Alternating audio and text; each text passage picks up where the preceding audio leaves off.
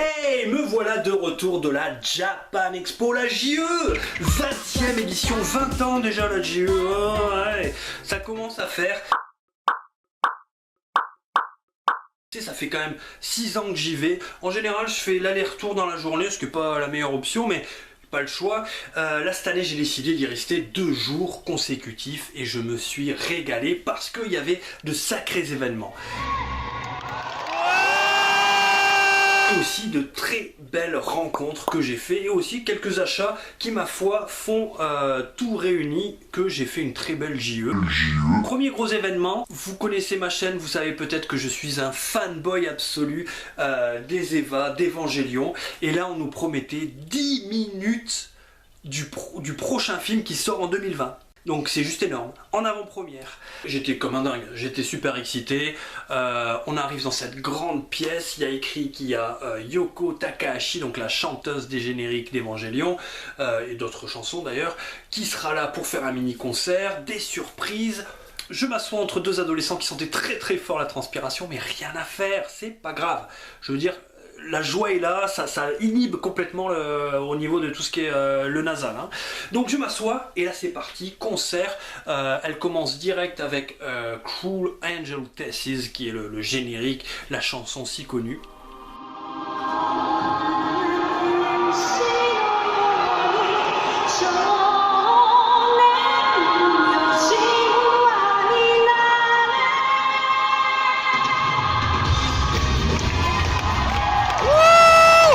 Kiff, elle enchaîne avec Fly Me to the Moon.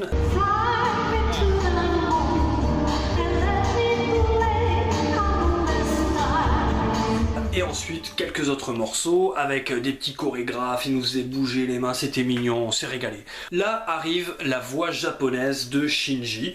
Bonjour.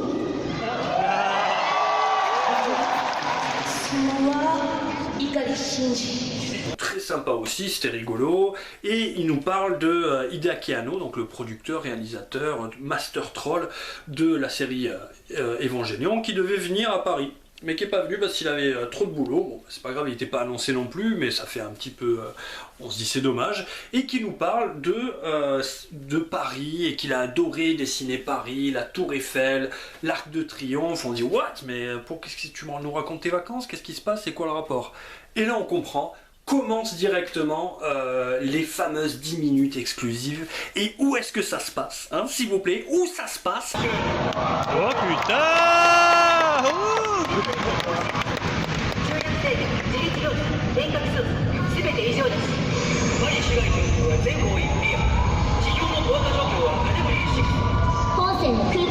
À Paris!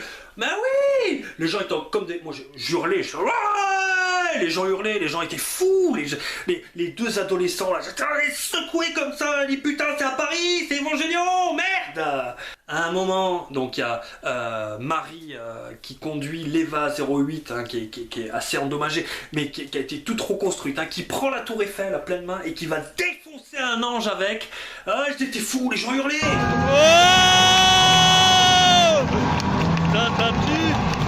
Et là on voit les buildings, hein, les bâtiments haussmanniens qui se lèvent comme ça, avec des murs de protection comme il y a dans Tokyo 3, dans les premiers films. Les gens étaient hystériques.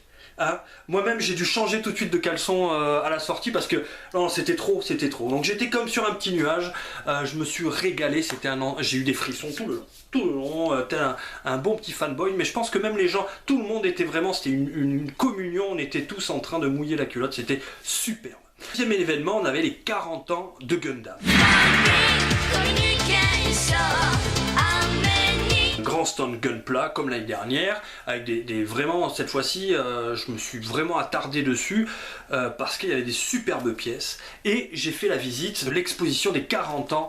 Et qui de mieux pour nous faire une présentation des 40 ans de Gunpla que le Master Sensei Yvan West-Lawrence. Voilà, c'était une de mes rencontres, donc j'ai rencontré 3 personnes que je tenais absolument à rencontrer IRL, in real life, et j'ai eu le plaisir d'être avec Yvan quasiment pendant les 2 jours, donc je leur remercie d'avoir passé autant de temps, c'était un plaisir d'être avec ce gars-là. Il y avait des super maquettes, donc notamment quelques-unes qu'il avait fait lui-même pour l'occasion. Très belle exposition, très épurée, avec des photos en couleur, des maquettes bien mises en avant sur des piédestals, super bien éclairées. Et je lui ai posé la question, peut-être que vous vous posez si vous êtes comme moi, vous connaissez pas Gundam, mais ça vous fait un peu peur parce qu'il y a énormément de séries. C'est une série qui a donc 40 ans, donc il y a eu beaucoup de choses. Et je lui ai posé la question que peut-être vous vous posez, et voici sa réponse. Si on connaît pas l'univers Gundam, par quoi tu nous conseillerais de commencer? J'aurais tendance à dire par le début. D'autant que de toute façon, on est très loin d'avoir tous les titres Gundam qui sont sortis au Japon. Et c'est dommage parce qu'il y a des choses, surtout en OEV, qui sont absolument géniaux. Moi je pense à 0083, à 08 MS Team, des petites choses comme ça. Mais on a eu quand même quelques séries et quelques films qui sont sortis d'abord en DVD et maintenant il y a des Blu-ray. Je dirais que déjà commencer pour faire une petite comparaison avec les 3 premiers films de 1980 pour voir les débuts, ça serait pas mal. Sinon, j'aurais tendance à conseiller de voir sur Crunchyroll une série que j'aime beaucoup qui en plus boucle la boucle. C'est Gundam Build Fighters, puisqu'en fait c'est du Gundam mais c'est des maquettes, c'est-à-dire que c'est des gens qui utilisent des maquettes dans des combats. Et c'est des gunplay, donc du coup ils présentent de toute façon l'univers Gundam et ça peut donner envie de découvrir l'univers Gundam par ce biais-là du gunplay. Donc Gundam Build Fighters c'est fun, ça peut commencer par quelque chose de pas trop dramatique. Parce que le truc c'est que Gundam c'est quand même du drame avant tout. C'est de la tragédie grecque, hein, ni plus ni moins. Des personnages extrêmement torturés. C'est la guerre et c'est pas de la guerre rigolote. Hein. Donc voilà. Mais déjà de commencer par le début, ce qu'on appelle l'univers UC, donc Universal Century, la classique, ça peut être pas mal. Sinon après, en France, on connaît surtout Wing Gundam, c'est un peu malheureux. Mais il y a plein de choses qui sont disponibles sur Crunchyroll. Il me semble qu'il y en avait un petit peu sur Wakanim. Il y a des Blu-ray avec des trucs un peu inédits chez Atanime. Faut voir ce qui branche le mieux. Même G-Gundam, qui n'est pas forcément la meilleure série de Gundam, peut sembler fun à ceux qui aiment le super robot, avec des combats, des vrais combats de robots, ça peut le faire. Et au moins ça changera des autres séries Gundam où les héros ont tendance à être un peu pleurnichards, un petit peu. Voilà. Mais 40 ans de Gundam, forcément, c'est difficile de répondre à la question par quoi commencer. Il faut y aller petit à petit, c'est comme Star Trek, comme Star Wars maintenant. Faut rentrer éventuellement par la petite porte et voir si ça branche, mais surtout pas se forcer. Surtout pas se forcer, même si c'est un grand classique de la science-fiction japonaise. Gundam, c'est très clairement le Star Wars japonais. Voilà le genre de réponse que vous fait Yvan, très construit, très détaillé, on en a pour son argent même si c'est gratuit, c'était génial. Donc allez tout de suite vous inscrire sur sa chaîne, vous abonner à sa chaîne, lien dans la description, j'attends que vous y alliez. C'est bon ? Allez, on peut continuer. Au passage, j'ai fait signer mon exemplaire de 10e planète à Yvan. Il m'a fait une petite dédicace. Ça fait bien plaisir. Spécial robot japonais. Merci Yvan, merci du temps que tu m'as accordé. Et ce fut un plaisir de te rencontrer. Et également, deuxième rencontre avec un guest star, l'ami Toykitch, Patrick. Salut. Quelles sont tes attentes pour ce jour, cette première journée? Parce que c'est la première fois que Patrick vient à la JE. J'espère qu'il sera doux avec moi. Je vais essayer. Patrick de Toykitch, un amour, quelqu'un qui a une collection assez hallucinante. Il vit dans un musée, il y en a partout, il y en a sur les murs, partout par terre. Il y a des jouets partout. Et c'est un vrai passionné aussi qu'on écoute parler, qui s'y connaît. Et c'était un régal d'être avec ces deux gars-là. Figure-toi que je suis avec Yvan West-Lawrence là, et Patrick de Toykitch. Et mon calice, on va te faire visiter l'exposition de Gonagai là. Tu n'es pas abonné à la chaîne de Patrick non plus? J'attends. Lien dans la description, dépêche-toi d'y aller. Ah non, mais ça n'a aucun sens si t'es abonné à ma chaîne et pas à ces gars-là. Qu'est-ce qu'il y avait encore? Eh bien, l'exposition de Gonagai. Oh, Gonagai, créateur de Goldorak, Mazinger Z, Getter Robot, Cutie Oni et j'en passe des meilleurs. Il y avait beaucoup de dessins, énormément de dessins. Donc moi j'adore la patte de ce mec-là, son coup de crayon. Il y avait tous les méca-monstres, toutes les recherches, ce qu'on appelle les modèles sheets, où on voit les personnages qui tournent de face, de profil. C'était vraiment énorme, c'était super intéressant. Il y avait également des statuettes à taille humaine de Goldorak. Et à la fin, on avait des dioramas avec des figurines Soul of Shogokin, des maquettes, des produits dérivés. Si vous voulez voir l'intégralité de ce tour, de cette exposition, je l'ai publié sur un groupe que j'aime beaucoup qui s'appelle Mazinger sur Facebook, lien dans la description. Maintenant on continue la JE, qu'est-ce qui s'est passé encore? C'est ça que vous vous demandez. Qu'est-ce qui raconte-nous les jouets, parce qu'on est sur une chaîne de jouets. Vous voulez savoir qu'est-ce qui s'est passé? Déjà, tout ce qui est statuettes en plastique, peintes avec le cul, moulées avec la bite de Dragon Ball et de One Piece et de l'Attaque des Titans. Et j'arrête de filmer ça, je vous l'ai montré l'année dernière, je recommence pas, ça gâche de la pellicule. Il y a sûrement des gens qui adorent ça, les stands en sont pleins. Donc forcément qu'il y a du public là-dessus. Moi c'est pas ma came du tout, je vous le dis direct. Moi je vais plutôt vers de l'articulation, du plastique de qualité. Ça veut pas dire que c'est meilleur, c'est juste que c'est mes goûts. Moi je veux plus en voir de ces figurines là. Je ne passerai plus ma caméra dessus. Déjà rien que visuellement les voir ça me file la nausée. Donc on avait le stand de Bandai Tamashii avec de superbes figurines de Dragon Ball. Eh oui ça existe hein, des belles figurines de Dragon Ball. Il y en a de très belles. Chevalier du Zodiac. C'est magnifique aussi, là aussi c'est pas trop ma came mais j'apprécie de voir des belles figurines avec des belles armures. On avait également du Shogokin, du Soul Shogokin avec tous les super robots de Nagai forcément puisqu'il était là, du Gundam et également pour mon plus grand plaisir en avant-première la Metal Build de l'Eva 02 qui était là. On ne pouvait pas l'acheter parce qu'elle sortira en fin d'année, mais on pouvait la voir, la filmer, elle était magnifique. Donc ça, c'est le genre de fabricant qui fait plaisir sur cet événement, il ne faut surtout pas que ça disparaisse.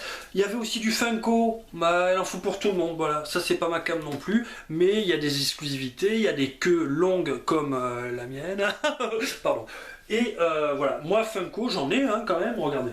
J'ai par exemple voilà, ce Titan de l'Attaque des Titans, de Titanfall, mais ça ressemble pas à une Funko, on est d'accord. J'ai ce petit méchant aussi des nouveaux héros.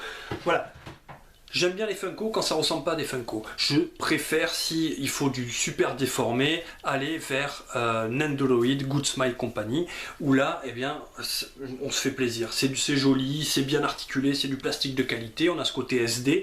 Ils avaient les figurines d'Harry Potter qui sont très belles. Ils vont faire de l'Evangélion avec Shinji, Asuka et Rei.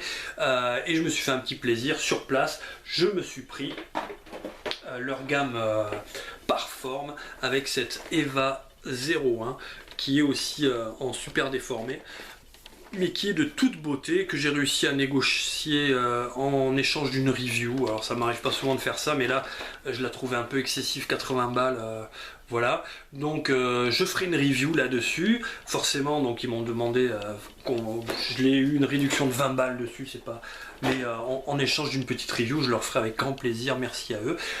Également ma fille de 5 ans adore Goldorak. J'ai trouvé le coffret, l'intégrale de Goldorak pour 40 balles. Voilà, c'est pas mal. Franchement, c'est pas mal. Je l'ai acheté le dimanche, il était à 50 balles, ils l'ont baissé de 10 balles le dernier jour, donc c'est plutôt intéressant. Ce petit gachapon, enfin entre le gachapon et la figurine, puisqu'il y a quand même des vis, de Daitarn 3, négocié 5 €, annoncé 10 balles. C'était un peu exagéré, mais plutôt sympa. Il faut savoir que les prix sont chers sur ce salon. Il faut essayer de négocier quand vous pouvez parce que franchement c'est un peu de l'enfilade. Ils exagèrent. Ensuite, eh bien, sous l'impulsion de mon ami Mario, Gator Mario, qui est passionné de Gator Robot, il y avait en avant-première les 3 tomes de Go Nagai, du Gator Robot. J'ai pris ça, il y avait quelques ex-libris aussi offerts exclusifs, puisque ça, cette collection elle sortira qu'en septembre, il avait en exclusivité là-bas, donc ça fait bien plaisir. Et grâce à mon ami Toy Kitsch aussi, qui voulait acheter, il l'a fait parce que moi j'ai malheureusement pas de tourne-disque, mais le dernier épisode de France 5, Cocorico, le Sentai français quand même, j'espère que vous connaissez, si c'est pas le cas allez-y, ça vaut vraiment le coup. Ils offraient avec l'intégrale que lui avait déjà, il me l'a offert, je le remercie parce que c'est vraiment une super série, en tout cas ça mérite d'exister. Voilà, donc c'est tout, je vous ai montré mes achats, je vous ai parlé de mes impressions, de mes super rencontres. Il y en a une dernière dont je vous ai pas parlé, mais vous allez voir la vidéo, je l'espère, prochainement. C'était avec un collectionneur, voilà une prochaine vidéo de rencontre de collectionneur qui se prépare avec Christophe, encore un Christophe, décidément, alias DX Robot, qui m'a fait la gentillesse de m'ouvrir ses portes pour que je puisse filmer sa collection, que dis-je, sa collection, son trésor, parce que c'était vraiment une magnifique collection de robots. On partage cette même passion pour les robots vintage diecast et voilà, je vous prépare ça, une super rencontre, quelqu'un d'adorable également. Tous les gens que j'ai rencontrés ont été vraiment super sympas et je les en remercie de m'avoir accordé du temps. La Japan Expo, si vous ne connaissez pas, il faut le faire au moins une fois dans sa vie, hein. C'est quand même un super événement, il y a énormément de monde, il y a toujours des expositions à voir. Moi, à chaque fois que j'y vais, je prends un petit coup de vieux parce que franchement, c'est beaucoup d'adolescents, mais voilà, il y a quand même des papas, il y a un brassage qui se fait, qui fait que c'est une super communion, une super communauté.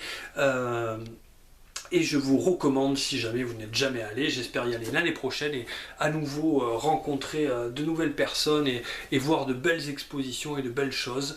Sur ce, c'était Monsieur Toys. On se dit à plus pour une prochaine. Ciao. Si t'as kiffé la review, même si t'as ri 2 secondes, avant de partir pose un like. Si tu veux passer pour un fou, au risque de péter un ongle, appuie sur le bouton de partage. Si t'as pas compris ce que t'as vu, mais qu'au fond toi t'en demandes, l'ami faut que tu subscribes, l'ami faut que tu subscribes.